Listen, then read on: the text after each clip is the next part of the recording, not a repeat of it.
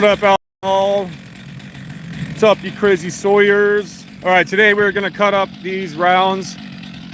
We're gonna cut up these logs into rounds. Sorry if I'm talking, but I got rock and roll in my ears. These are pretty medium sized. We're gonna put 2 rows in this truck here and drive around and advertise today here in Central Oregon. 2 rows here in the back.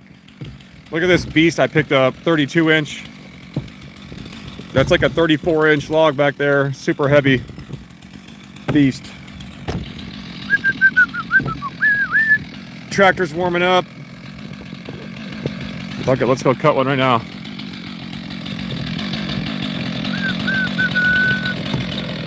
Ponderosa pine.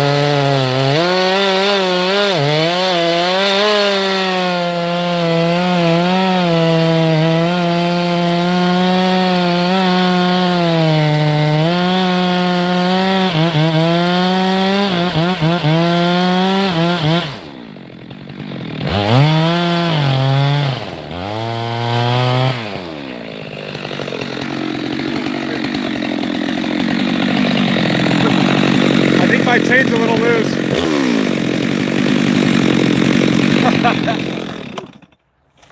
I gotta go grab my wrench and my tractor. Chain got a little hot there, didn't it? Yo, what up, everybody? We got a log deck, probably 3 to 4 cords, some tiny little lodgepole, some white fir. This is my camp wood pile.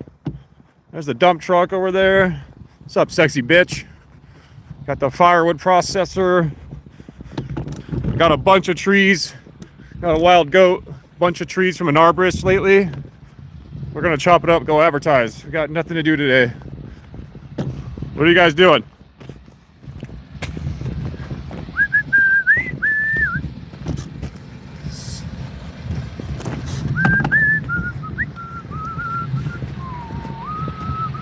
I swear to God, every time I come on here and talk, I lose 200 people.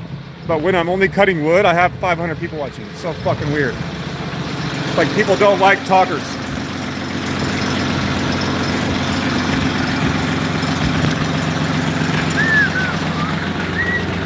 What do you think, Anakin? You don't have any pants on.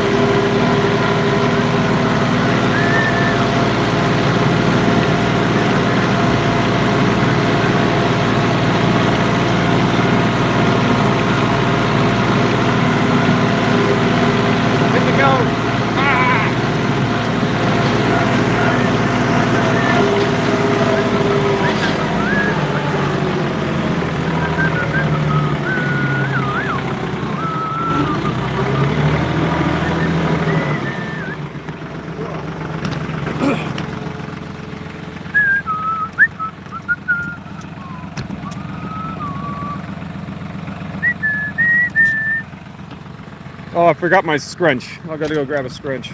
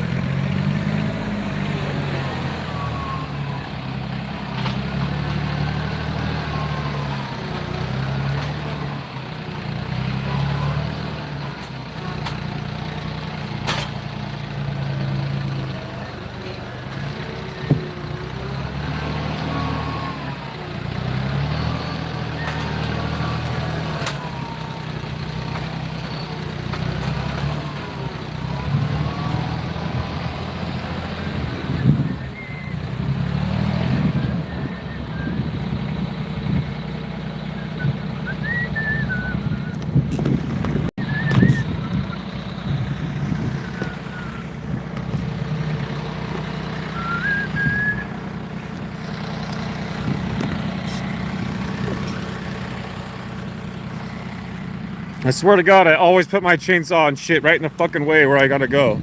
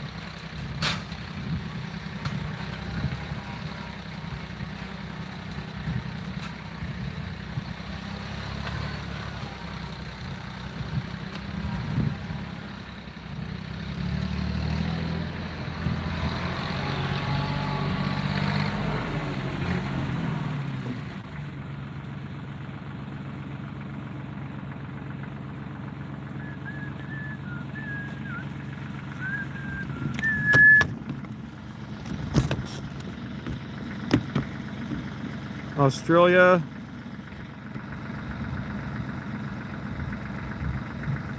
What? Sanji, man, calm down, bro. No more coffee for you. Damn, bro. It's today. day. That's all that matters. Doesn't matter what time it is.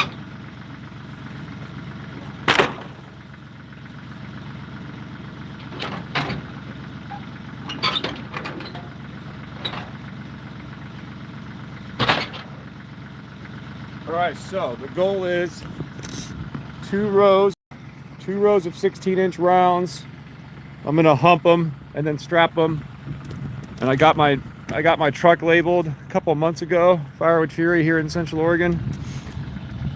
These big ones, my machine can only take a 15-inch round. So I'm gonna take these over by the machine. That's why I get this small wood from loggers for my processor. The big wood I get from loggers or from arborists for free. Goes either into rounds, and then I post it on Facebook Marketplace, like all that wood over there. And I sell it in rounds usually, so I don't have to split it, because I don't like splitting wood without my machine.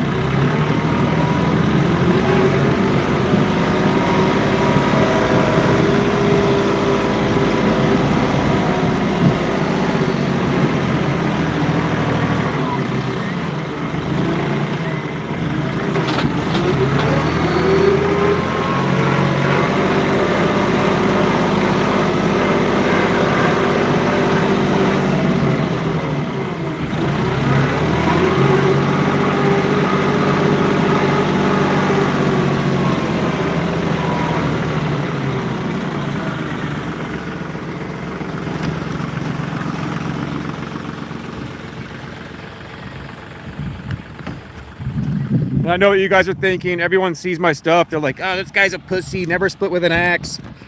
I have already thrown over 3 million pounds of firewood by hand in less than 5 years. So save your shit.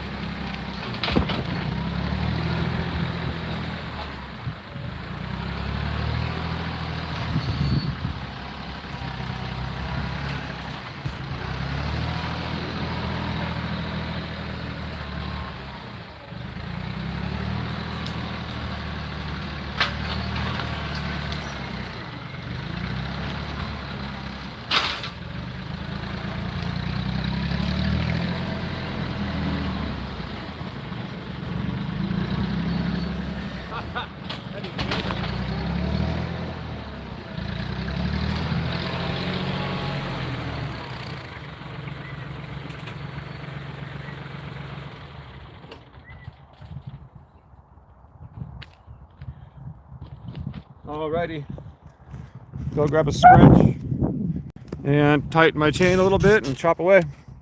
Pretty sure this chainsaw has a full tank. This is Central Oregon, you guys. Very cloudy, overcast day. That's why I'm outside working in a black shirt, because it's not 85 in the sun.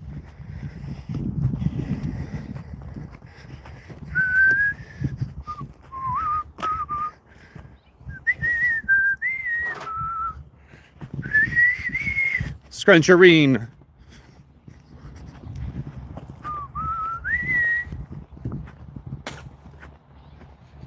We got another customer coming soon to pick up $100 of camp wood, which I love it because they just bring me money and take wood.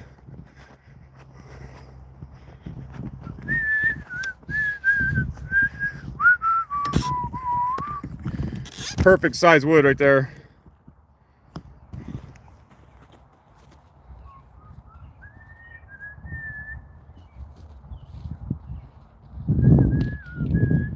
Holy shit, this thing's filthy. Clean your shit, bro.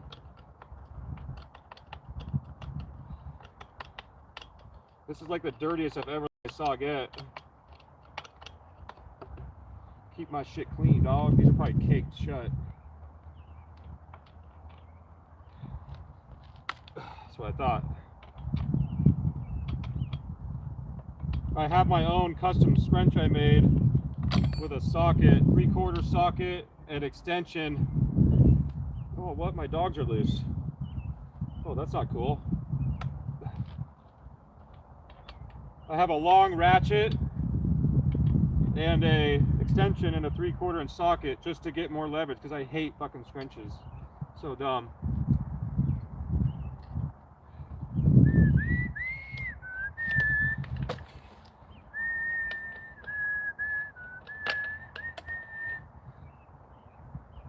That feels pretty good. Still spin it. It's probably gonna droop a little more, but I like a loose chain versus a tight chain because tight chains just wear everything out. They wear your nose out, your sprocket, clutch, everything. Tight belt, man, you want it to be just right. Alrighty, let's cut some wood.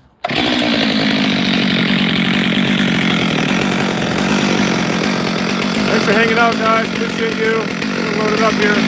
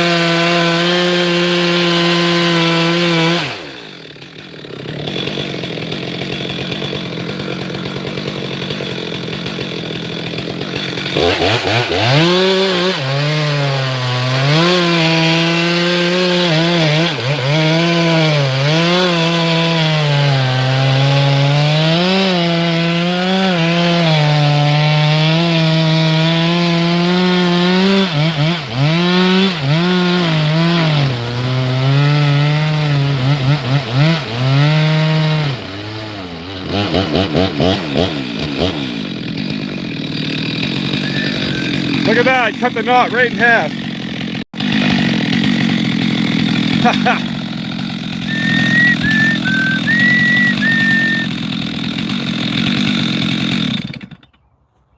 Okay, so real quick, I want to do a myth bust right here for a second. Now, I want you to imagine that this log is not here, right? So there's nothing I could hit on that side of this log. Some people seem to think that bending down like this and cutting increases the chances of kickback.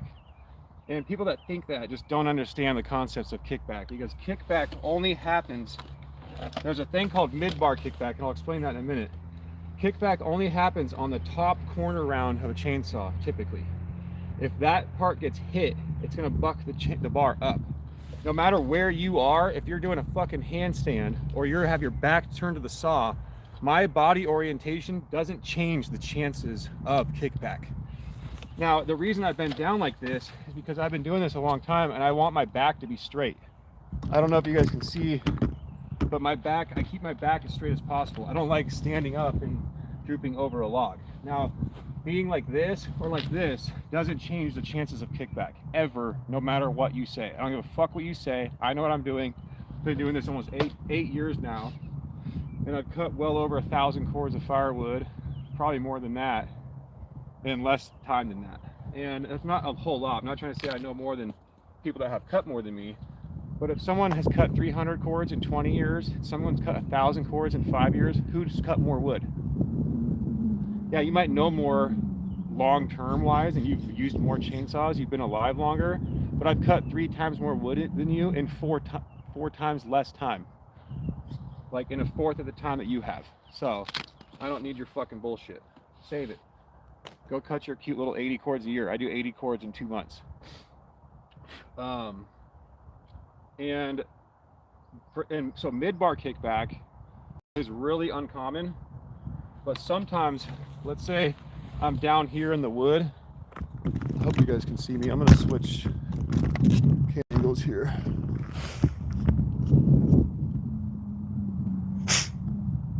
It's like 11 o'clock here, Pacific Mountain Time, or Pacific Standard Time in Oregon, PST. So let's say I'm down here. Let's say I'm down here like this in wood. Sometimes what can happen is mid-bar kickback happens right here, where you're going high chain speed and all of a sudden a tooth grabs really hard and the bar will shoot straight back. So that's why you see me, that's why you always see me cutting when I'm down on one knee. I'm off to the left of my chainsaw. So if this thing comes back at me, which I've had it happen, I've gotten mid-bar kickback where it hit me in the leg and it hit me here, which can be very dangerous because then obviously your tip of your bar in here could pinch and shoot up. That's why it's also very important to have a wrapped thumb, like you're riding a dirt bike, and not a top thumb, because this, in situations, this is where wrist and arm injuries are the most prevalent in chainsaw injuries, because if you run with your thumb on the top, you can slip past your chain brake onto the chain, which could still be spinning. And when you have a wrapped thumb and you slip the chain brake, you'll lock, and usually you won't let go. And the rule of thumb is to always have a bent elbow, or you don't want your elbow locked, but you want it slightly bent and like you're about to shoot a gun. That's the grip you should have on this left top handle arm. You don't want to be lax or loose. You saw me running the chainsaw with one finger at one point. That's because I knew there was nothing to hit in front of my log. And very, very rarely, very seldomly will you see me cutting with a log in front of me like that. There's no reason to put yourself in a dangerous situation and have something that can cause kickback. Just don't put something in front of the log if you don't have to. And as you can see, you get good enough where you can feel when you fall through the wood and save the bark and you won't hit the dirt. Because this chain is pretty sharp. It could be sharper, but I really don't want to hit the dirt and it slow me down for the rest of this wood. Get you a good little angle right here, my next cut. And the reason that I start standing up and you see me looking over the log down here is to check for rocks and debris, that way I don't hit, because you know, what do you know, the chances are 16 inches, there's a fucking rock right under there and I don't look and I destroyed my chain.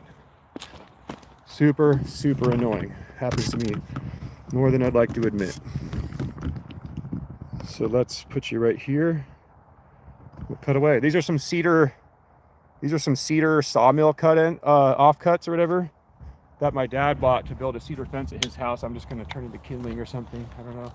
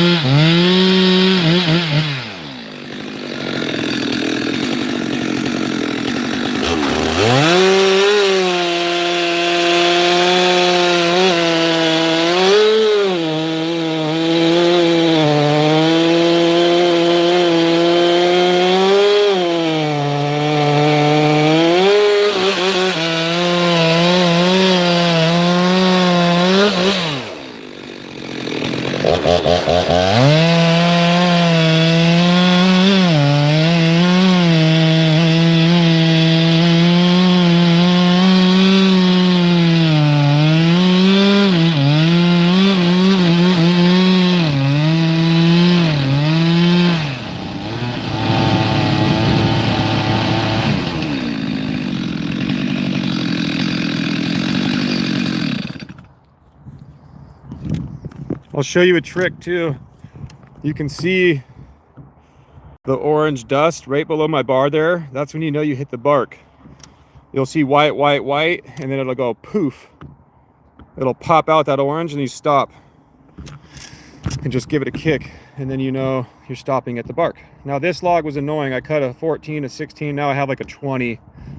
I'm just gonna cut it off because that's too big. I don't want to piss someone off and give them too big a wood. That's what, save the big wood for girls. You know.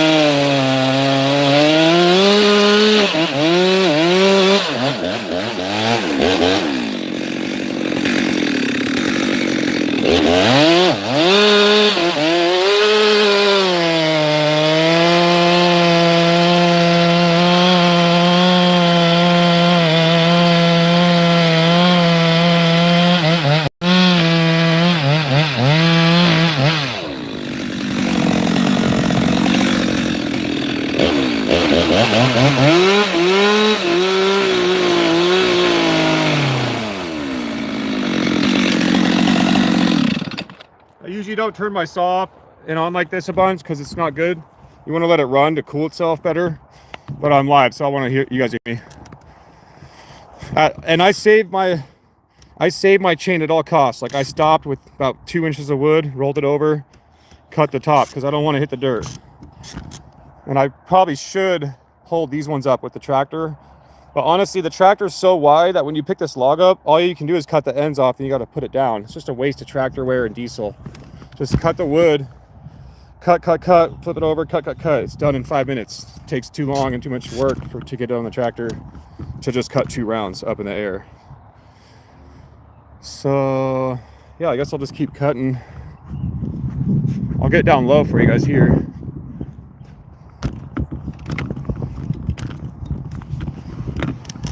Get low, get low, get low, get low. To the window, to the wood. Oh, ski, the forest. I'll shut up now. We got this cool little table. Would someone want this little guy? Oh, come on, you slippery bitch. Got a little table. Can make something with. Kind of cool. Kind of cool, kind of not.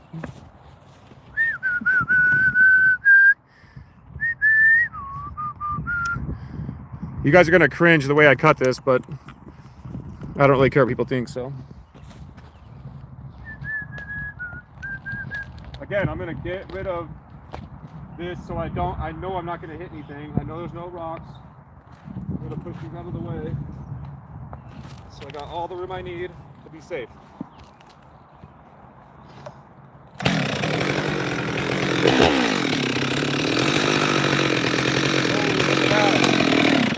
Look what I just saw.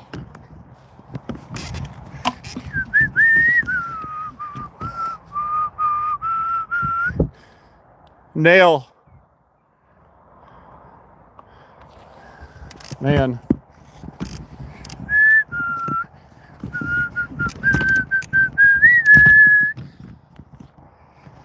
I'll be right back.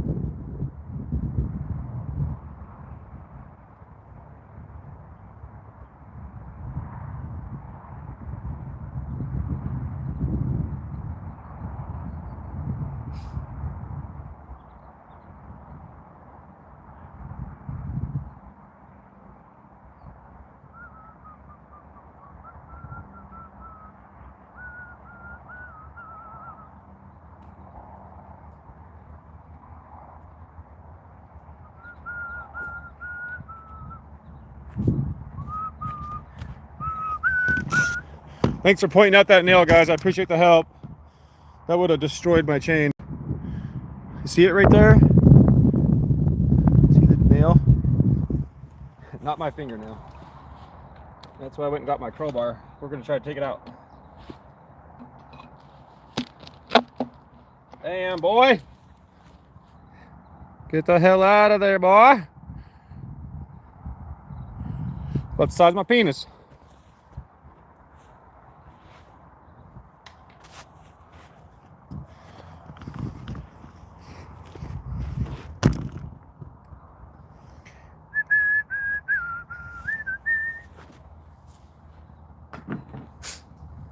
All right, back to work.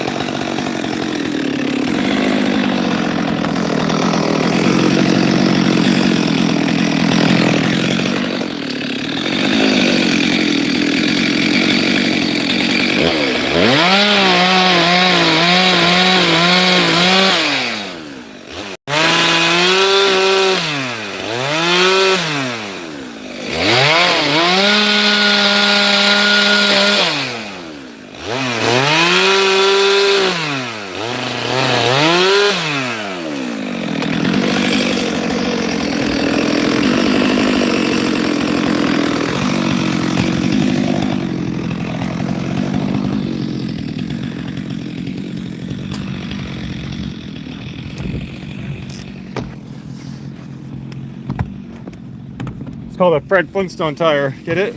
Fred Flintstone, Firewood Theory, FF. Fucking fabulous.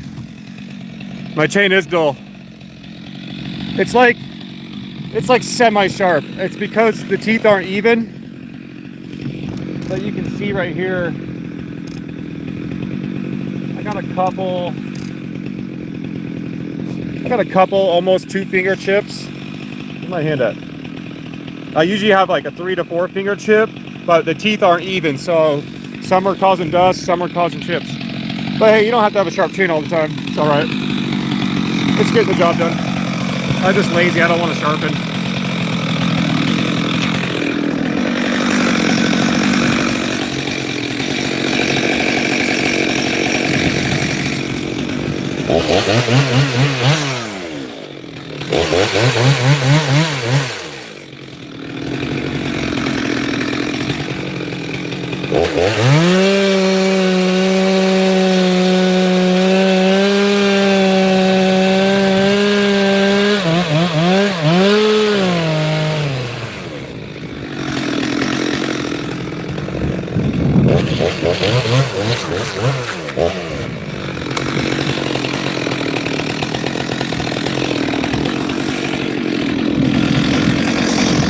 This wood is kind of muddy too, so it's only getting worse as I cut. All right, let's load some up. Why not? Let's make a row in the truck. One thing I hate about Ponderosa is the bark. It always cuts me. No matter how careful I am or how much callus I get on my hands, it always cuts me somehow. What's up? Perfin Sanji, Australia, London. How are you? Why are you telling me you're in 2 different countries? I'm in London, Australia.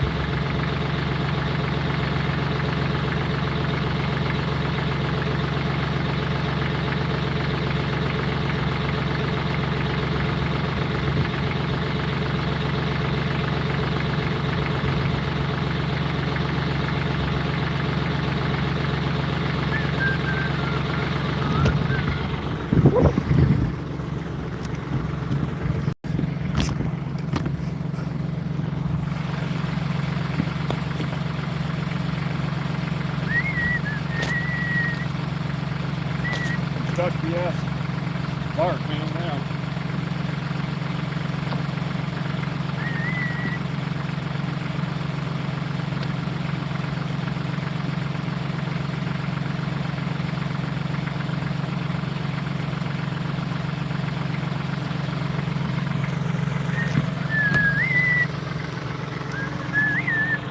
Guess I'll go over here.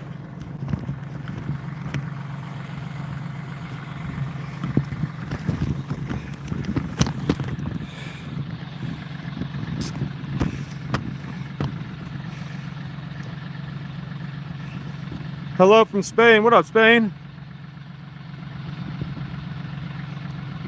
This is Oregon. Oregon, USA, baby.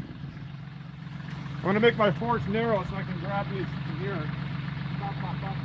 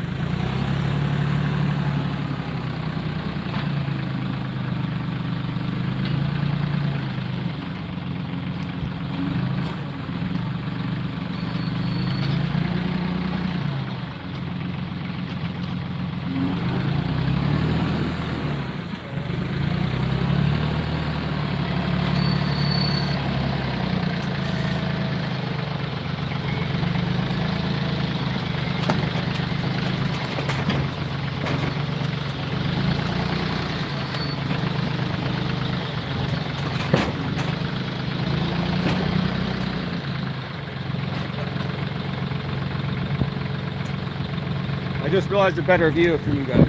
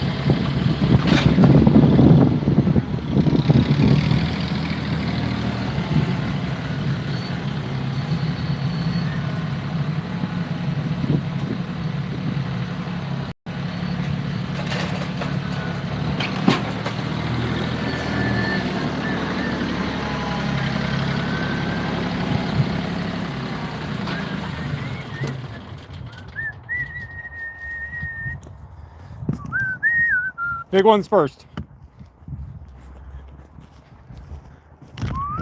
Why lift it with your back when you have a tractor?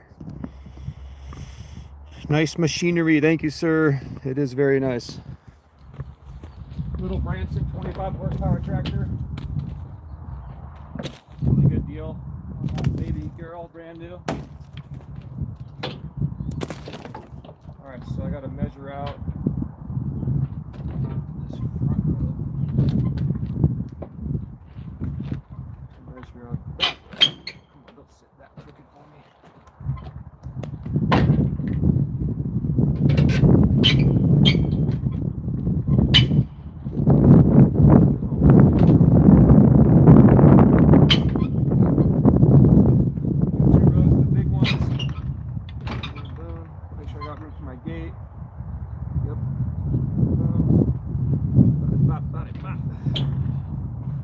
strap them. Could do 3. Well, 2 will be good. Do pretty high. And I'm gonna go drive around and do some advertising today. Sales are freaking slow. We had a really slow winter last year. No one burned wood. I text all 300 of my customers every month, remind them to stock up, whatever. And almost everybody doesn't need wood. They had like 2 to 3 cords last year, and they only burned maybe half of their stack. So do something like that. I need 1, 2, 3, 4 to 5 more big ones. Build my bottom rope, and I'll put a strap over those. And we'll go mob around, pick up some ladies, make some babies. Drive by a hill, girl, I got wood. I know you need it. Might go to jail. I don't know. We'll see.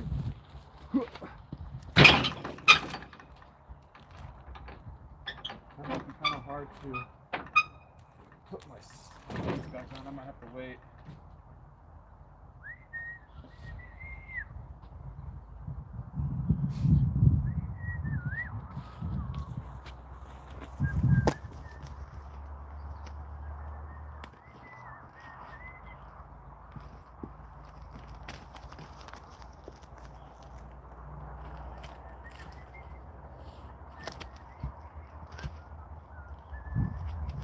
God, these have such knots in them. One of the reasons I hate taking arborist wood is they cut the knots like 2 inches out.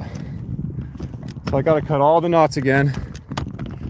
And they always give you crooked fucking wood. They always cut it at angles, or they avoid knots and give you an 18, a 4, a 10. They don't give 2 shits. Why would they?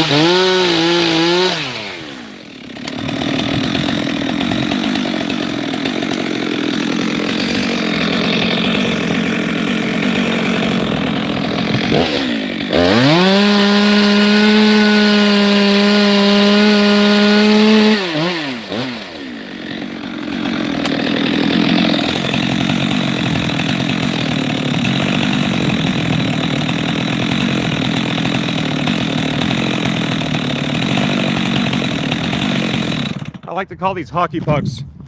One thing I like to do is when they're level, when you're cutting them when they're level, is try to hold on onto the bar, then flip it and throw it away. Look at that little hockey puck. Play street hockey in the woods, dirt road. Let's see if I can flip that thing right in place. What up, Kevin? What up, Juan? Thanks for joining, guys. Thanks for the likes. Don't forget to subscribe so you can see me run my firewood processor later if you're new. Watch me do firewood shenanigans.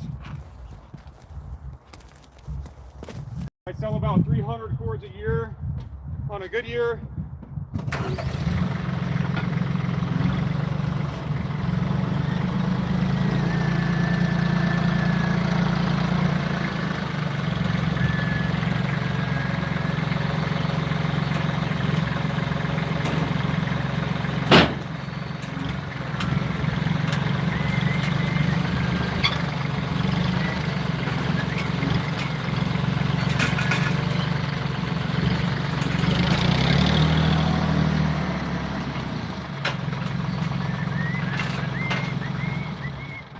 Got it, baby. That was actually pretty good. Perfect fit. Come back just a little bit.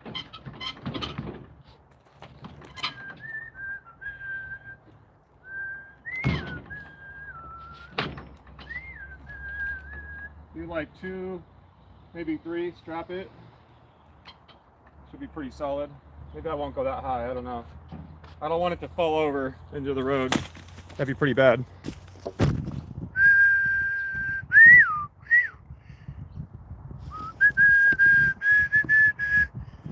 All right, now we'll roll. Now we'll bring over this big log and put it right here.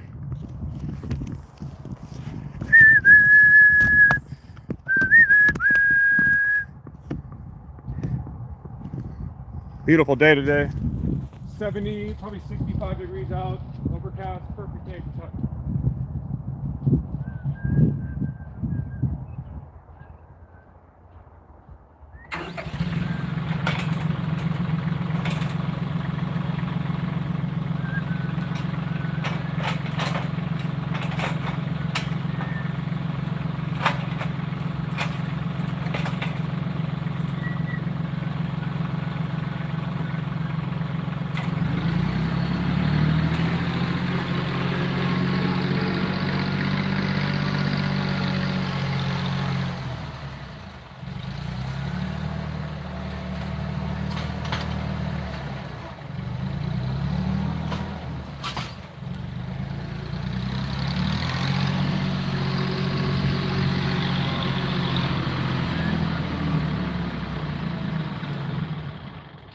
This one, since it's already up, I will clean that up and cut off with my dual chain. I would go sharpen, but I'm running a full comp chain right now, and there's so many fucking teeth. Yep, this is my little home. The business all started here because of this property. I went and got 14 cords in like 10 days for myself. Ended up burning 2 cords that year. And then I needed the wood myself. This log splitter is done probably over 300 cords of wood. I sold my other one that did 600, was a bent piece of shit. Sold it for like 300 bucks. I've hand thrown over 3 million pounds of firewood myself, which is more than, let's put it this way, an Olympic lifter sometimes lifts 600,000 to 1 million pounds per year with all their reps. I did over 1.5 million pounds in 1 year. So technically I'm an Olympic firewood lifter, because I would throw cords in the truck and throw them out by hand. So, you know, 2,500 to 3,500 pounds in, 2,500 to 3,500 pounds out, almost 2 to 3 times a day. So some days I was throwing 8,000 to 10,000 pounds a day, 200 to 300 days a year, which is what, 300,000? And then I would stack some, move some. It was nuts. My shoulders were fucked. But I started with an axe. Got a log splitter for 800 bucks. Got my second log splitter for 1,800 bucks. I was doing about 4 to 5 cords a day with Doug fir, 30 to 40 inch rounds. I would get delivered. I would cut them. Blew up my first 462 from over revving with no load after several hundred cords. And then my grandpa helped invest in my business, so I got a tractor and a firewood processor and a dump truck, and been paying him off since. God bless you, Grandpa. A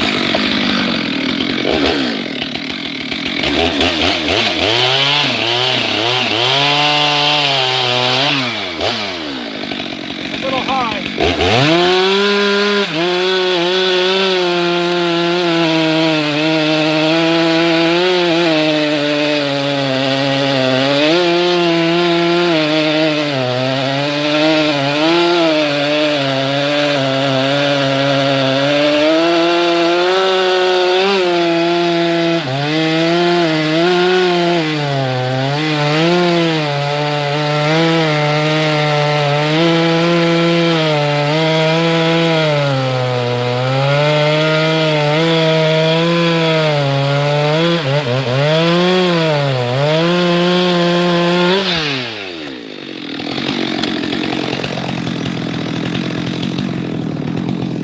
That chain is definitely pretty dull, but you can see the pattern on this tree. You can tell by the wetness of this and that ring design, it's very tense. This has what's called No, I don't do sawmill, just firewood. I just don't want to do sawmill work because the wood here, ponderosa pine and lodgepole, is very undesirable for wood. So I don't want to get into that. And it's much more expensive than doing firewood. You can tell by looking at these rings how they have these orange patches and the way that they're wavy. What happens is it gets sap lock, where the wood can't dry out correctly because of the way the grain is. So the sap gets locked in with the grain and it makes this extremely dense. That's why this one was so hard. And I cut across a couple knots. My chain isn't the sharpest, but that's why that one took so long to cut, because it's extremely dense. It's not just because the chain is dull. There's a lot of guys that were doing sawmill work here in Central Oregon, doing juniper and ponderosa, and almost all of them went out of business except one guy, I believe.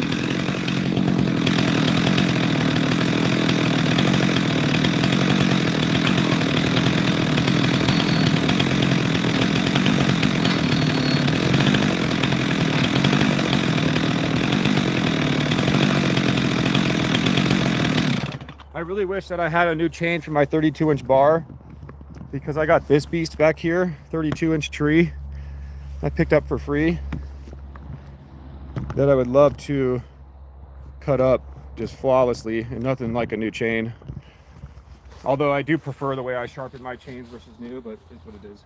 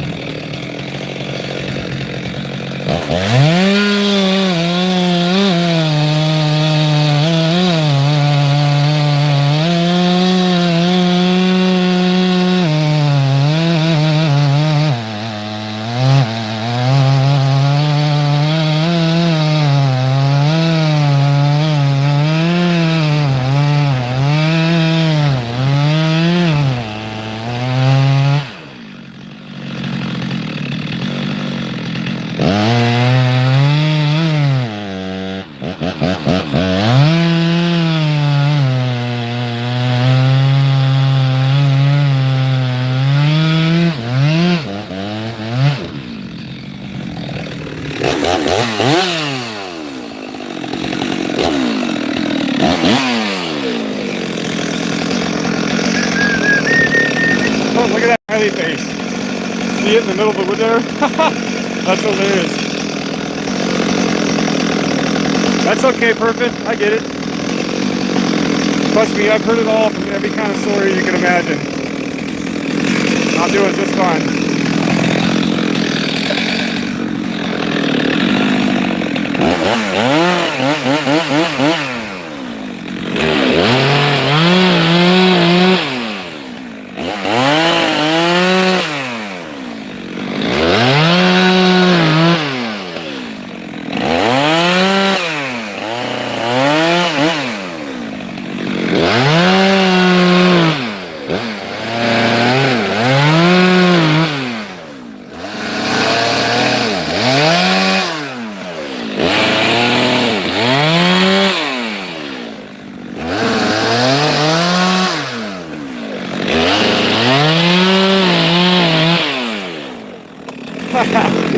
I've never done that before. That's pretty fun.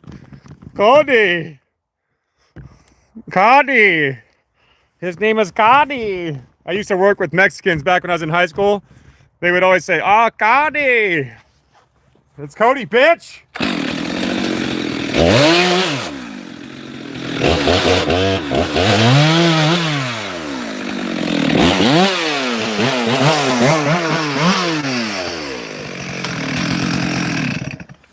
Okay, enough fucking around. Should I point that out so people can read it from behind? Oh, I wonder if his name's Cody. I don't know why else would he do that.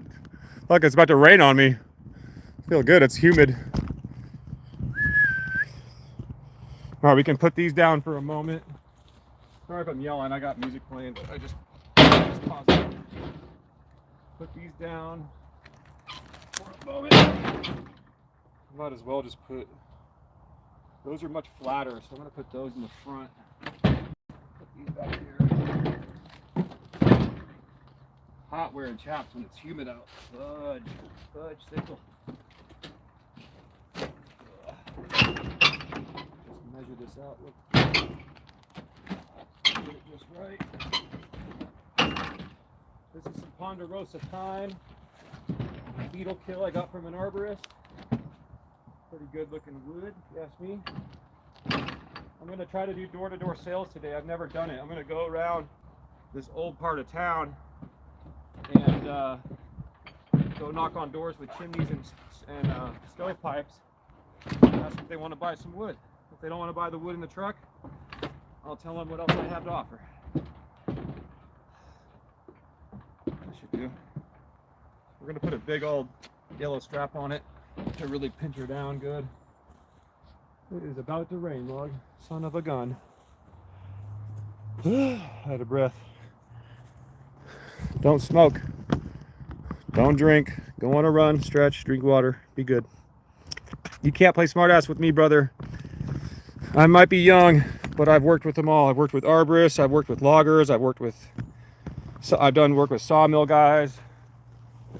I've worked with farmers, I've worked with firefighters. My friend is a Class B feller for Cal Fire. I think is like up to a 40, 50-inch tree. I've worked for loggers. I've worked for 20-year-old arborists that could whoop my ass at cutting trees, and I've outcut people. Because who cuts more wood? If you cut a log at every 15 inches, every tree you get, and you can't really avoid knots, my rule of thumb is if a knot doesn't scare you, if a knot scares you and it's where you got to cut, you don't know how to sharpen the chain correctly. And if you're afraid of cutting a knot because it's going to ruin your chain, then you need to learn how to sharpen quicker and more efficiently. Quit being a bitch. Go buy 20 chains and keep them in rotation. You shouldn't be avoiding knots because you're afraid they're going to dull your chain. Fuck off. When my chain is sharp, I cut right through a fucking knot before I blink. And if it dulls it, go fuck yourself. Go sharpen your fucking chain. Am I lazy? Yeah. I'll cut wood with a half sharp chain. Give a fuck. Don't have to have a fucking perfect chain every cut. There's another smiley face. Huh. Love it. That's a funny guy. That log I cut almost every time I cut through a knot. I could feel him. Got real slow. And if you let your chain take its time through a knot, it won't chip the teeth off and dull your chain that bad. Yeah, you shouldn't cut on a knot every time if you can't. If you can avoid it, avoid it. If you're scared of them, fuck off. Go to Walmart. Go work at McDonald's.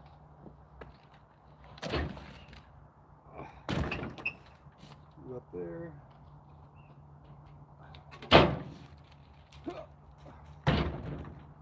I worked with some arborists that were like the biggest babies about cutting through a knot. It's gonna ruin my chain. You're a fucking arborist, bro. Cut the goddamn tree. No, I want to cut around it and save my chain as long as I can. I don't like to sharpen my chain.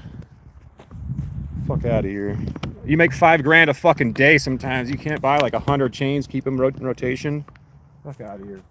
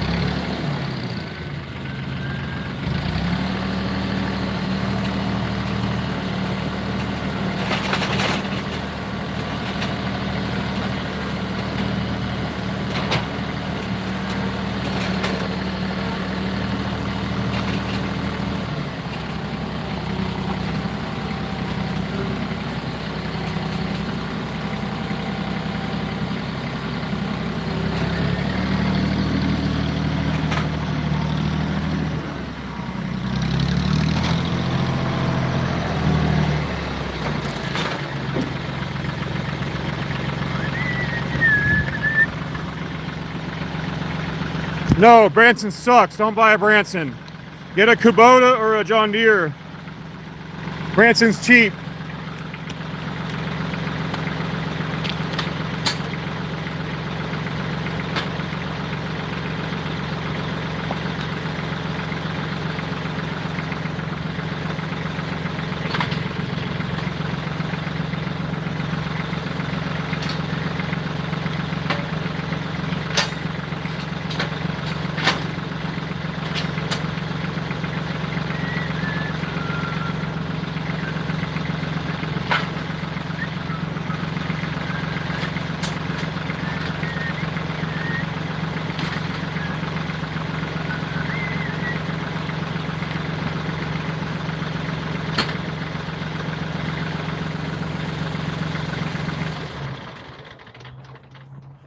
To put it in perspective though, this 25 horsepower model is on the 35 horsepower frame.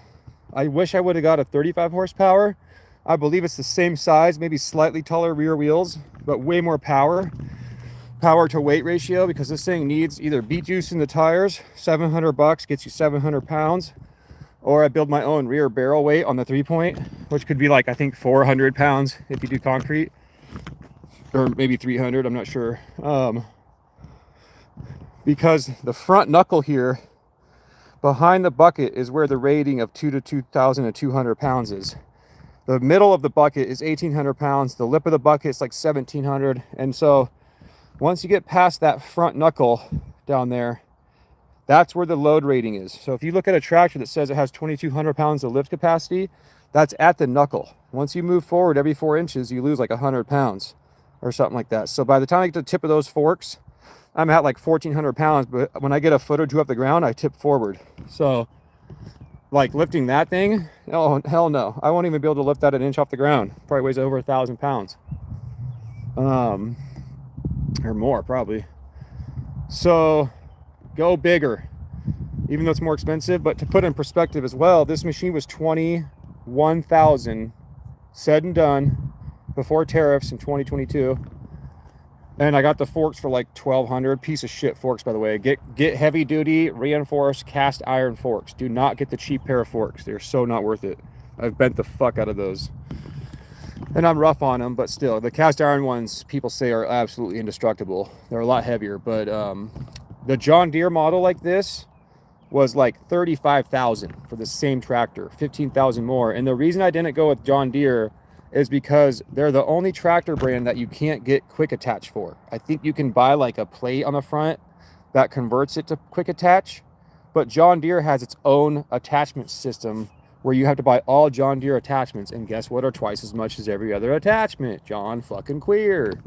Now I love John Deere, don't get me wrong. As a kid I always wanted to be a farmer because of John Deere, and I love John Deere green, but I probably will never buy John Deere because of that. The only Deere equipment I would buy that I've seen is reliable is some of their excavators, which I don't know if Deere excavators is John Deere. I'm pretty sure it is because it doesn't say John Deere on it.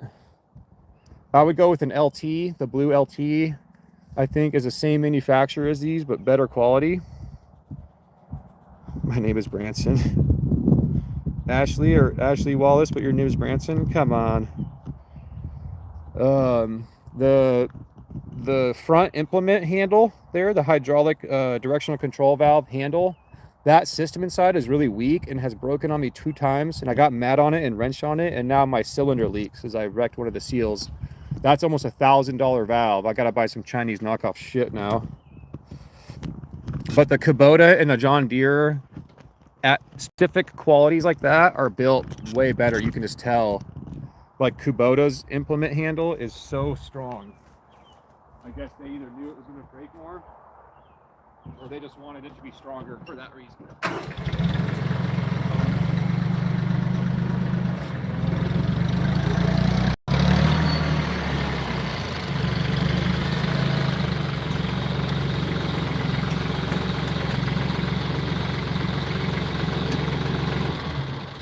I don't recommend doing this. You should never leave your hydraulics up like this. You never know when they can lose pressure or something can happen, and then all that starts going down on you. This is pretty safe because it's not going to get near me, but they teach you that when you get forklift certified, to not leave your hydraulics up.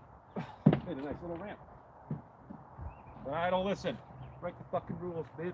I don't care. Do what you want to do, huh? It's your fucking life. You could be risky and end it soon, or be safe. Be gay and retarded. Uh-oh. YouTube might not like that. Cancel. Cancel. Cancel this man. He said gay. Well, gay means happy, YouTube. Get your fucking facts right. Piece of shit. What's funny is YouTube, of all the platforms, is like the wildest. You can smoke weed, drink alcohol on live. You can cuss. As long as you don't like act or do a hate crime or something, or show an addictive personality, you can drink and smoke drugs on live. On TikTok, if I even walk by with a beer on TikTok, it turns the live off. If I say something derogative, TikTok's been sued a lot more, I think, than YouTube. But it literally says when you Google, can you, ooh, look at that. I'm about to run over my scrunch. What the hell, man? That's why I don't put them in my back pocket. Because of that. Oh, it was when I took off my chaps. Son of a chap. All right, so we need six more. 1, 2, 3, 4, 5, 6, 7 more little rounds. I got 1, 2, 3, 4. Cut up this last log here. I'm gonna be risky and use no chaps. Nah, we'll put chaps on, fuck it.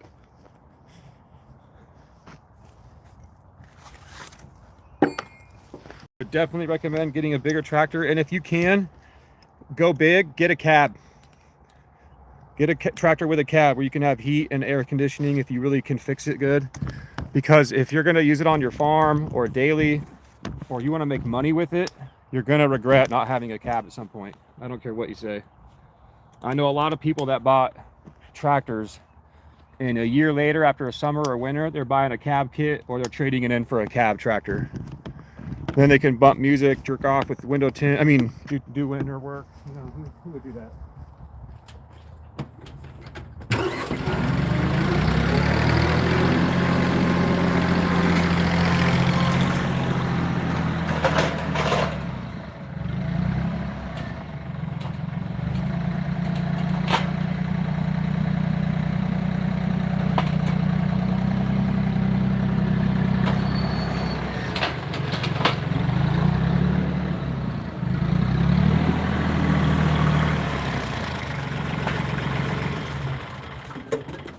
The only time you need safety gear is the day you weren't wearing it. It's not worth the risk, you guys. I know a lot of guys that cut their calves, their foot, their wrist. Well, your wrist you can't really prevent because they don't make chainsaw wrist protectors, but that was just operator error. But every time you don't wear safety gear, there's a time you wish you would when you had an accident. So it's just not worth it.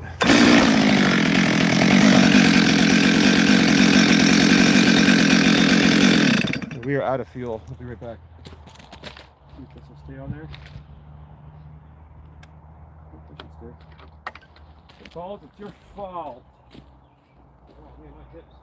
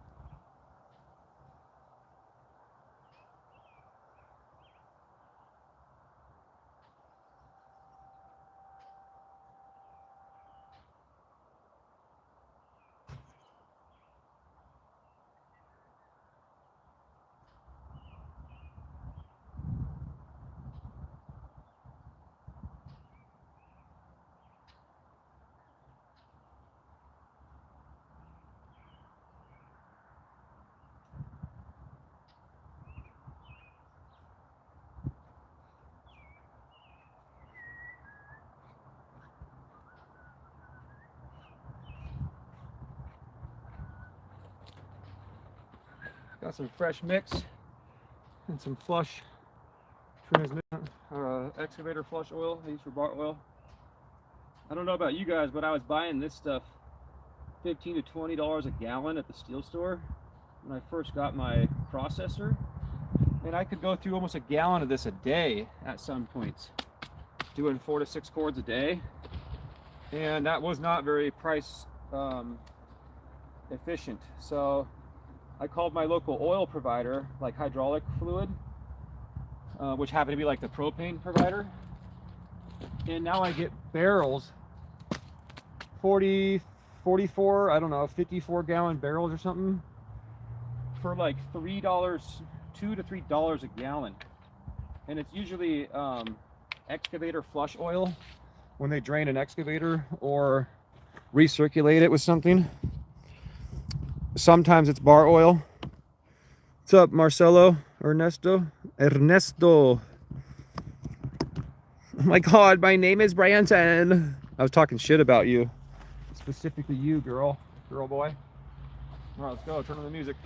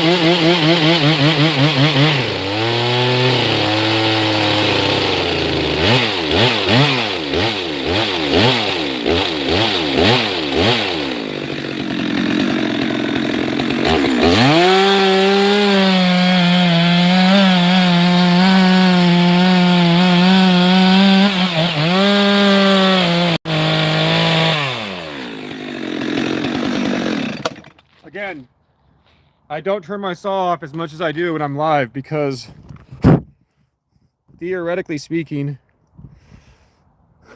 the magneto fan cools your chainsaw down as it runs. So it's technically better when it's not 90 degrees or hotter to leave your chainsaw running to cool it down. When it's super hot out and you run your chainsaw super hard, you don't just want to turn it off. You want to let it run for like 3 to 5 minutes. It helps get that wind through there, theoretically. Now that could be conditional to how hot it is that day and if you're in direct sunlight.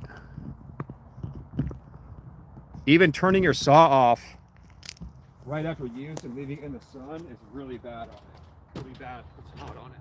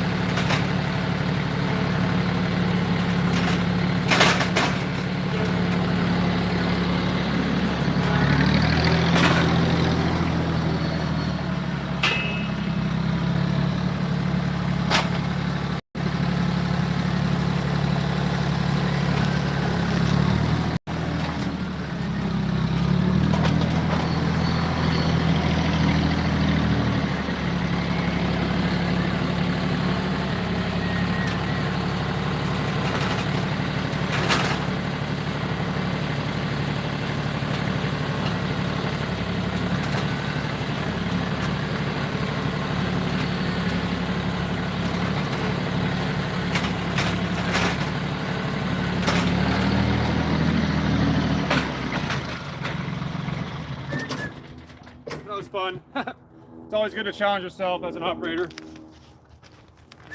I almost got him. That was a little tricky. I'll flip him into place. These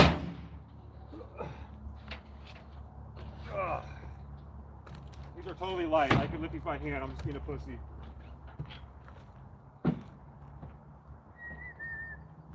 This wood was pretty much dead standing, so. Oh, that fucking hurt. I'm just being a wuss. Ugh. Why not get them up a little higher for you, you know? Sink her back a little.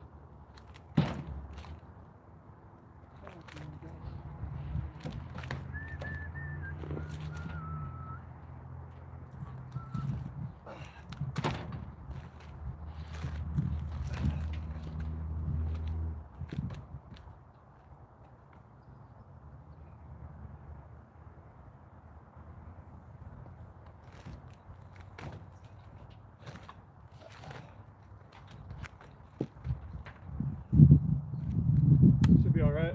Strap it. I really don't like that gap in there. There's some bark. Problem is bark likes to break and smash down, so put a piece of wood too. That should hold. One more. Uno moss and then strappages.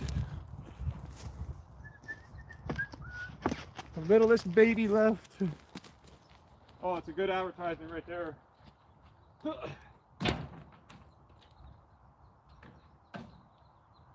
looks naked. I could put a halfer there. Oh well. Oh, I'm glad I came over here. I forgot I put that round there. Fuck in there.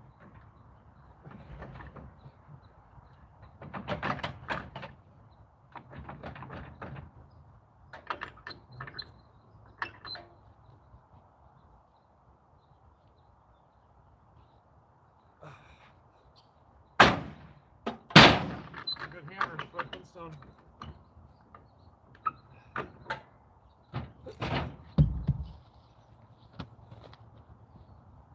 It's hot as a dildo. Out the microwave. What did he say? Make sure you guys are paying attention. These wood slabs are heavier than the wood. Oh man, I was afraid of that. I'm gonna have to strap it first.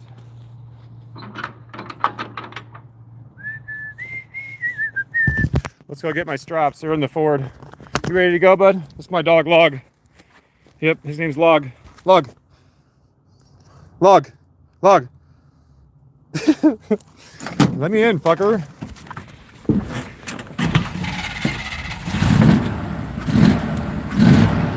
Love this old Chevy. Rail needs to be channel wood. Channel steel? Nah, it's too heavy. This is fine. Very strong. Got metal stake pockets. It's good enough for now. I don't got money for that. Be way too heavy. I don't use that truck very much. I'll go show you my dump truck. That's my fun truck. I just drive it around for fun.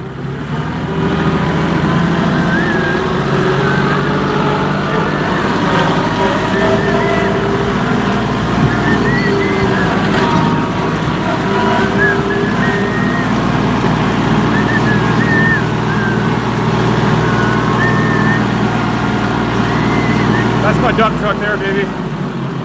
Steel box, wood. Got this for $8 grand, 1991 F Super Duty. This would be the equivalent to an F450 today. What am I doing?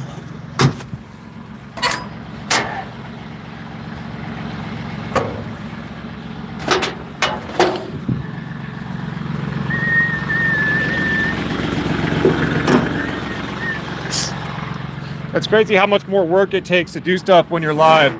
I only get one hand. I need to get like a necklace to hold my phone. So I can hold my phone right here and have both hands. Magnetic necklace. You gotta buy all sorts of equipment when you're a streamer. You gotta buy microphones, tripods, external batteries, like pendant camera holders. It never ends. Then you break shit. I got a camera holder on the front of my tractor right there. Bye, baby. I'll be back later.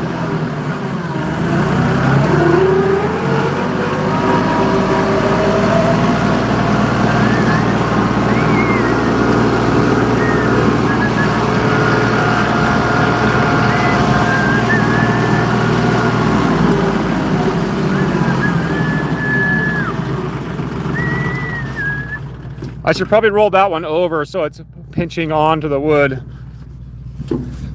Ugh. I actually got to turn the truck off because otherwise this thing has straight pipes, breathing in straight fucking exhaust. One of my favorite things to do is to drive around with my hard hat and my high-vis vest on. People like, I don't know why, but it's an eye catcher. Probably just because I'm so pretty.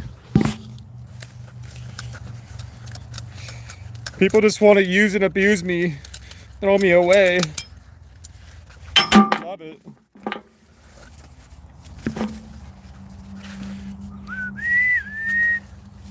I don't like talking with earbuds in. It sounds like I'm yelling at you, and I sound half deaf. Okay, put you back in the tripod so you can watch me strap this biatch. Osh kabosh. Oh, shut up already. Hope rain doesn't weaken it? Nah. I mean, it makes it soft, but it's wood, bro. Like, people that build houses, their house gets rained on mid-construction. Does it weaken it? No. Lumber is Mother Nature. Mother Nature always wins. It can get wet, dry out, times and not weaken. I mean, sure, it might. I live in a high desert, so that's a different story altogether for wood, but you don't need steel on every application. Theoretically, aluminum, if you structure the aluminum correctly, is the ideal way to go because you save a ton of money on weight. When you're driving hundreds of miles a day, weight is your biggest enemy, and so is corrosion. Like you should see underneath this flatbed, it's fucking Rust Bucket McGee. And like a hot dipped galvanized aluminum trailer is like $15,000 for a dump trailer, but they last for fucking ever because they never need like hardly any maintenance. Yes, you have to be soft with them and you can't drop shit in them, but you can reinforce them with 1x2 like pieces that make them much stronger. Go and do gussets in between every gusset that it came with, and you line it with hockey rink PVC laminate so it slides, and that saves your decking on the bottom. You spend a lot of money, but you save a lot of money because a dump trailer is like 5,000 to 7,000 pounds empty. You're literally towing a truck around with you at all times. There's one of the things I use hockey pucks for. The hockey pucks is to block up pieces of wood that I need to stay in a certain spot. You save so much money on fuel when you consider weight. For instance, a 14-foot long dump trailer, 2-foot tall sides, 7 feet wide, aluminum is like 3,000 pounds empty versus 5 to 7. You're literally towing a Honda behind you versus a pickup truck. And when you're going 40, 50 miles at a time back and forth, you're talking $10,000 or more a year on fuel savings. Now you just paid for your trailer the extra cost because a dump trailer, a hot dip galvanized aluminum dump trailer can be 25 to 30 grand, and the same one that steel can be like 9 to 15 grand. That's pretty tight. We'll go one more click. Oh, that's good. And obviously I'm going to check these while I drive around. Where should I tie you? Himmity ha. I'm thinking I'll just stuff it in there. What's the worst that could happen? Maybe I'll put the other one on first. I could do like some crazy tie. Catch people's attention. So it flaps around. They think it's going to hit them. Final destination status. Is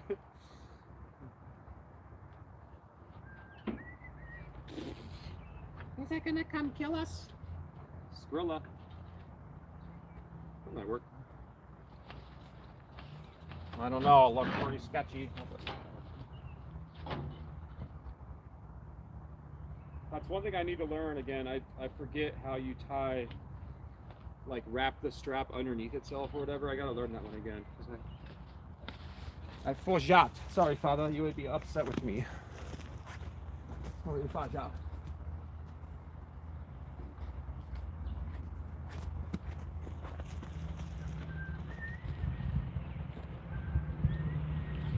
The other thing people don't consider is, like, my friends will see me driving around town, be like, dude, fill that truck up with wood, dude. What the fuck? It'll look so much better. I'm like, that's probably 4,000 pounds.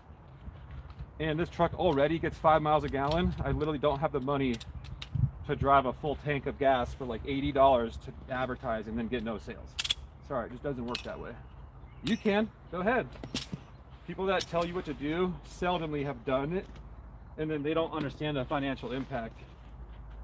I don't care if I got free wood. Like, I still had to go get this wood. Oh, look at that throw. That's fucking beautiful. I still had to go get this wood. Cost me fuel, time. I can make 50 bucks an hour. So when I go spend 2 hours getting a free cord of wood, I don't just consider that free when I could be making wood at home. Or making yet another porno, making 10 grand. I mean, what? And because your time is, you have to consider your time. You can't just be like, oh, it's free. I work for free. You wouldn't go to work for free. So just because you're standing around getting free stuff doesn't mean it's actually free. Remember that movie with Justin Timberlake called Just in Time? Shit ain't free, dog. Don't disrespect yourself by thinking that everything's just free because you're standing around doing it. It'd be like this. It'd be like if you had a job getting paid 50 bucks an hour, you're working, right? But let's say that I'll pay you 10 bucks an hour to stand there and take my money. Would you rather go work for 50 bucks an hour and actually do the work and make 50 bucks an hour? Or would you rather stand there and let me pay you 10 bucks an hour for standing there?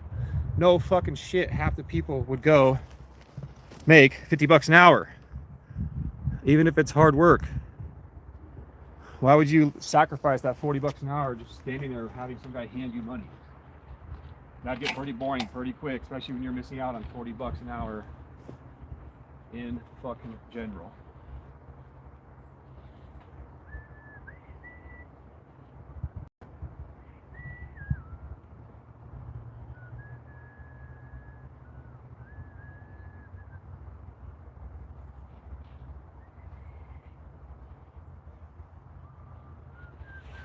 Just gonna throw these in there, throw this mat over them.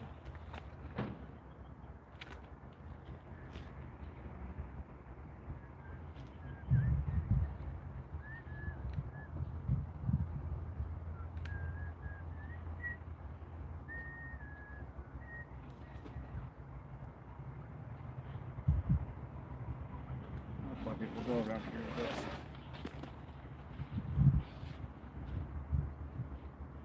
I suppose that would be better.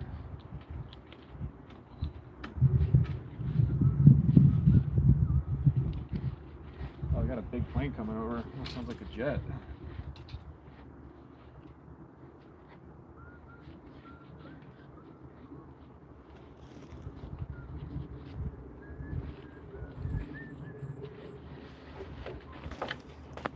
If I wasn't live right now, I would 100% be watching a YouTube video on how to roll my strap ends.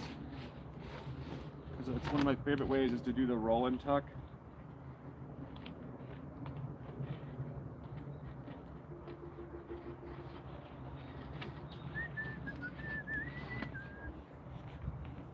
But this way never fails. Just wrap it around and do a self-releasing knot. Has yet to fail me. Although this one's going to be quite short at the end here, which is annoying. Come on, maybe get through there. Now it's starting to get warm. That sun came out hot. Put a white shirt on.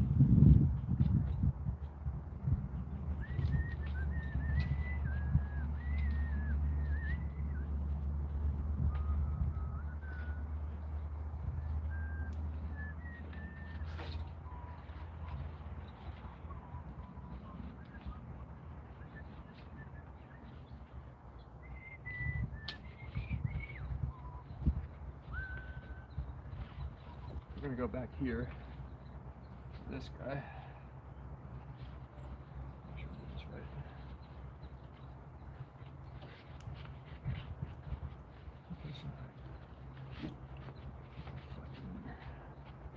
Oh, I didn't realize you guys might not be able to see me. Sorry. Not really though. Sorry, not sorry. Get out of here.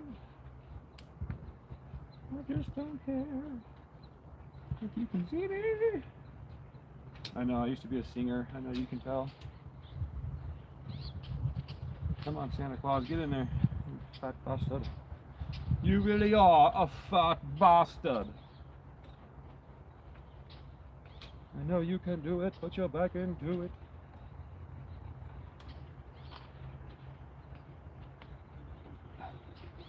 Let me out here, girl. Thick ass strapped out.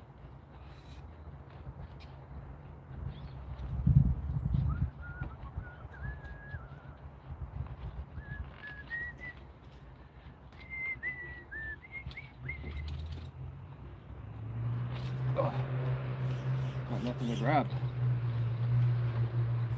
That ain't gonna go anywhere though. It's not like I'm not driving very fast. I'm only driving in town, you know, 40, 20, 25 miles an hour. I'm doing what I call a dovetail. It's not self-releasing, but it's tighter. You can still get it pretty easy. See what happens, kids, when you don't learn how to tie your straps down?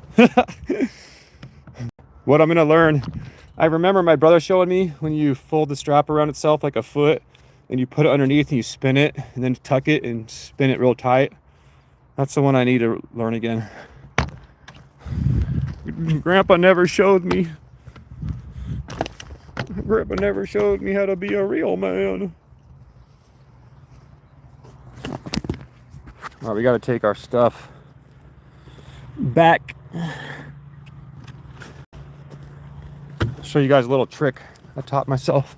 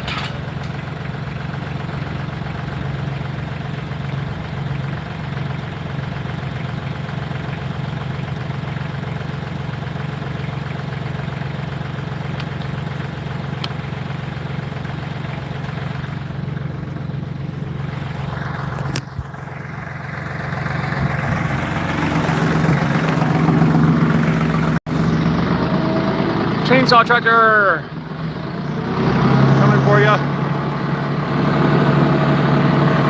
Grab.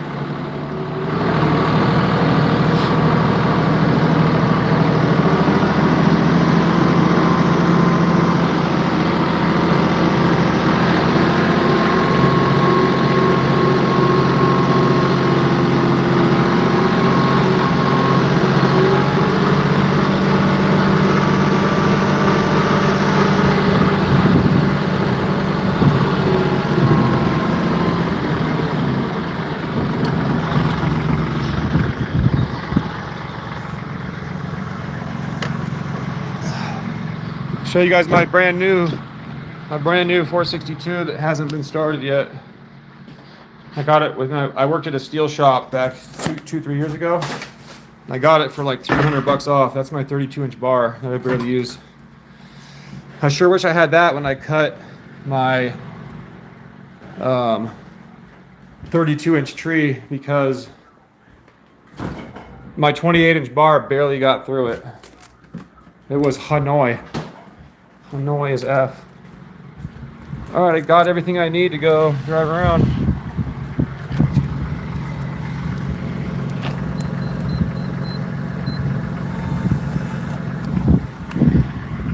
The reason I put that up because it rained last night and I forgot, and there was water in the back. Son of a gun. Go put the tractor in the garage and get out of here. Thank you guys for joining. Appreciate you all. Thank you for the likes. It's been fun.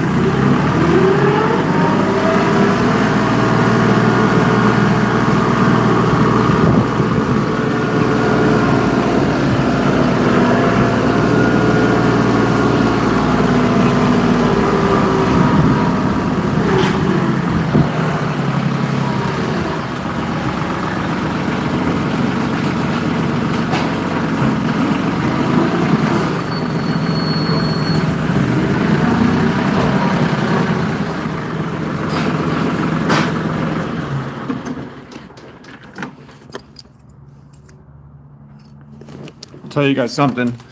When people see things at first glance, they tend to say daddy's money or you got lucky. They tend to project their own insecurities, which isn't a problem. That's just genetic and biological. And usually it's unconscious or subconscious. They're not aware of it. And it's okay to have your dad invest in you. Free money, no loan. There's nothing wrong with a father trying to work hard to give his son money with not needing it back. In my case, my grandfather gave me a $70,000 loan at $1,000 to $2,000 a month payback plan with 0 interest. That's still not easy to do. I don't care who you are. I don't care where you've been, what you've done. If you're better off or worse off, or you're pissed off, try to stop judging people at the first thing you see. One, people still have to work hard in life in general, regardless of who gave them money. So when people tell me it's daddy's money, I laugh and say, actually, it's grandpa's money, because my dad would never give me money, really, besides a couple hundred or maybe $1,000 here and there in emergencies, which I'm very grateful for. And yes, some people are lucky, some people are fortunate, some people are blessed.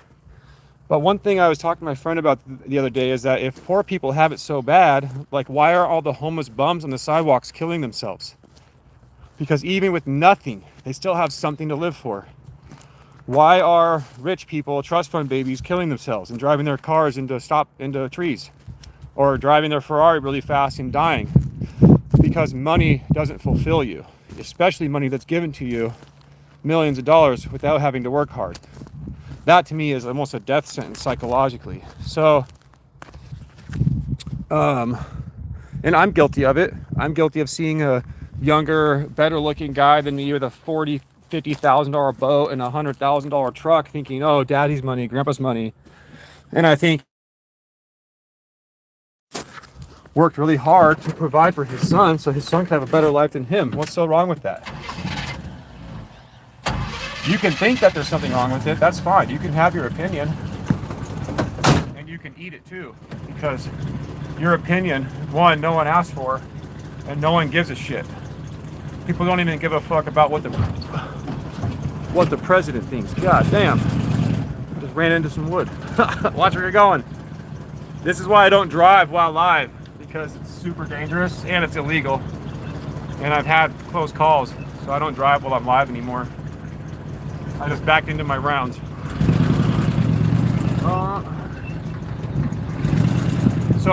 And what I was bringing that up, the daddy's money thing, because I dare you to get started. I dare you to go file your LLC today. I'm gonna turn this off and so you can hear me. I dare you to file your LLC today. I dare you to stop judging people and ask them questions and learn from them, regardless of how you feel about them. I dare you to just challenge yourself when you see something with something nice and think, man, they might have worked hard for that, been lucky, given it, not worked for it. Who gives a fuck? I'm gonna go work hard for mine. I'm not just gonna sit here and say daddy's money, or he's a bitch, or he has a pencil neck, so that means he didn't work hard. When chess players burn the most calories with their brain, they don't burn the most calories with their body. Chess players can burn more calories with their brain than Usain Bolt sprinting. Let's put it that way, because cognition requires much more caloric load than biomechanical cognition. I don't know. I'm sure there's situations where you can exert yourself more physically than mentally, but also, moral of the story is that most people that got daddy's money or grandpa's money, like me, or they got lucky, and I have a very cheap 3-acre property here in Central Oregon. No wonder it's so hot here, but I got the window up. Sorry. They're outliers. The majority of people have a regular job, live paycheck to paycheck, and they don't get help. Maybe their parents give them $100 here, $1,000 there when they're in super need. But that's when you see people that have it fortunate in life and easier and help, it's the outlier. It's not the majority. Not everyone out there has daddy's money, grandpa's money, can get a $50,000 family loan. at 0 interest, payback plans whenever they want. But the thing that you need to do if you want to start a business today, right now, if you have time, don't quit your job if you have a good job, but go start your LLC. It's usually $100 in whatever state you're in. Go start your LLC, get an assumed business registry number. It's either an ABRN or an ABN, assumed business number. Go to a community credit union, not a local bank or not a corporate bank. Go to a community credit union, get a business checking account, and then get Square or Stripe on your phone so you can take credit card payments, and get Venmo and take cash and check. Now you'll get a debit card to your business checking account. Get your free book of checks so you can write checks if you need. Now you can take cash, check, Venmo, and debit card, and you add 4% to cover the 3% fee when you take credit card payments. People can tap their card on your phone. Now your business is legit, LLC, business checking, and payment processing. Next, you need to get insurance, either on your automotive, commercial automotive, if you're doing house cleaning or delivery like me, and you'll be covered for most stuff when you show up on site. Get liability insurance in case you roll your ankle, or get Geico liability insurance if you get hurt on site, or if you're climbing ladders, or you break someone's yard ornament, which your commercial automotive will cover things you do in your car on their property. You can get AFLAC in case you get hurt and you need to get paid while you're hurt. But if you want to start a business, now you can start a business with no sole proprietorship and no LLC up to $20,000 to $30,000 a year. When you do your taxes on your 1040S and your 1040EZ as a W-2 worker, it'll say extra income earned. You can earn up to $20,000 to $30,000 a year, I think, for 1 to 2 years before you have to become legit. And you'd be surprised how hard it is to make $20,000 to $30,000 of extra sales, not profit, if you're cleaning homes or doing landscaping after your 8 to 5. But when you get an LLC and letters of incorporation or whatever, I think that's the same. You get those with the LLC. I don't even know. Then a bank account and a way to take payments. Now you feel a lot more legit with your business. You have a business debit card versus personal. You're thinking, wow, I have an LLC. I named it. No one else had the name. Now I'm going to look for social media handles. I'm going to look for a domain and website. I can take payments when someone says they want to hire you right away. You can take the payment, and you can even take the $100 to $200 and find someone else to provide the service. You can do what's called ghost advertising or ghost marketing, where you can advertise your services before you can even provide them. Pressure washing, home cleaning, carpet cleaning. You can provide the marketing and advertising and then find a contractor to fulfill it. If you sold a $700 carpet cleaning to a home because of your Google listing, when you had an LLC, Google, website, and a bank account, and you sold a $700 carpet cleaning because you know that square footage of carpet is $550 and make $150 doing nothing, but you're like, nah, I'll wait till I'm ready, or I don't have $100 to file an LLC, or I don't think that'll work. And the thing about the most powerful sentence you'll hear people say, now that I just activated your reticular activating system or something like that, now you'll hear people say, I don't think, and they'll say dumb sentence after that. I don't think that'll work cause, or yeah, but this, yeah, but that. The only thing that breaks that mindset is action. Yeah, I've proven it myself. I've sold over probably $500,000 in sales since I've been an entrepreneur, which is very low considering I've been an entrepreneur for probably almost 10 years. But selling $50,000 to $100,000 of sales per year and taking home $20,000, $40,000, $50,000 out of that per year, which I live a very cheap life. I can live on $20,000 take home because my rent is very cheap, and I eat primarily steak and eggs. And then when I do $100,000 a year, my life costs $20,000. I obviously profit a lot of money there, pay a lot in taxes, but you have to have quantity in the beginning. Yes, quality does matter if you're trying to compete. If you're number 21 in the carpet cleaning business, you have to have such outrageously good customer service that, oh, here's my camper.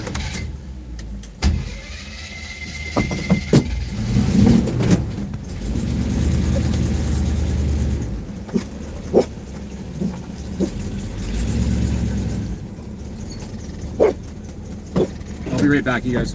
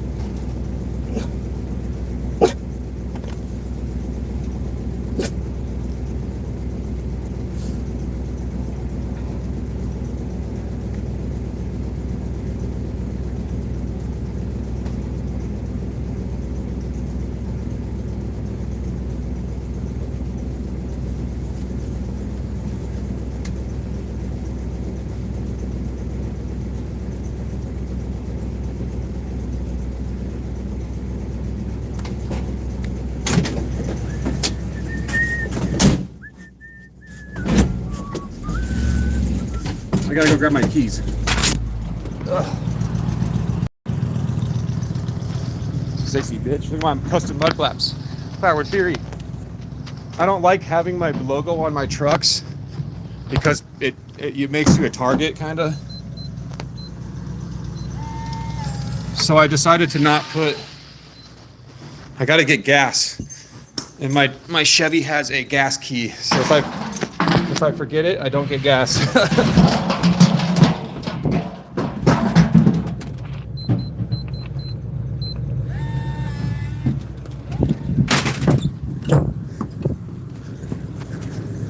Customer picking up campwood.